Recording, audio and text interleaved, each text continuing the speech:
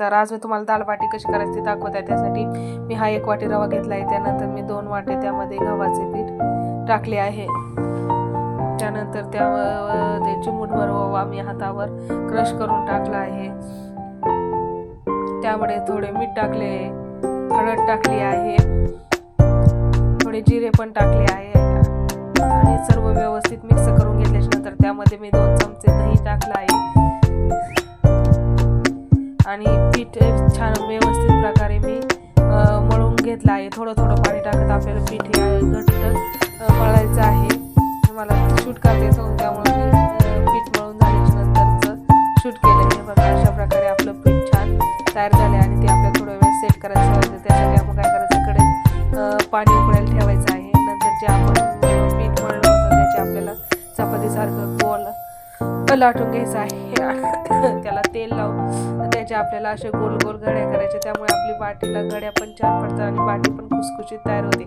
हे बघा अशा प्रकारे आपल्याला रोल करून घ्यायचं आहे आणि त्याचा आपल्याला गोल तयार करायचा. अशा प्रकारे सर्व करून आपल्याला चाळणीमध्ये उकडायला ठेवायचे आहेत आणि आपल्याला 10 मिनिटं ते चांगल्यापणे वाफवून घ्यायचे आहे. त्यामध्ये आपण इडली जसं चेक करतो सुरी घालून चेक करून पण घ्यायचे.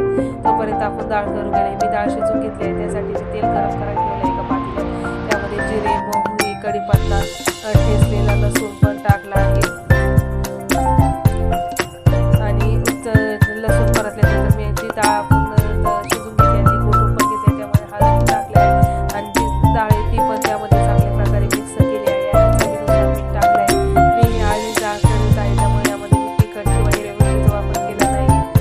बाटीसंग खायला आळणी डाळ छान लागते. त्यानंतर मी चवीपुरतं मीठ त्यामध्ये टाकले आहे. ती डाळ पण त्यावर तयार होते. तोपर्यंत आता आपण पट्टी आपली वाफवली असेल.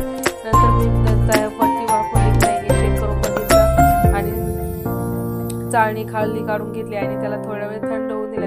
थंड झाल्याच्या नंतर मी सर्व बाट्या अशा प्रकारे कट करून घेतली आहे. त्यासाठी मी एका कढईत तेल गरम करायला ठेवले आहे आणि त्यामध्ये हे सर्व बाटी अशा एक एक करत टाकत व्यवस्थित लाल होईपर्यंत तळून घेतले आहे आणि ते एका ताटामध्ये व्यवस्थित काढून घेतले आहे.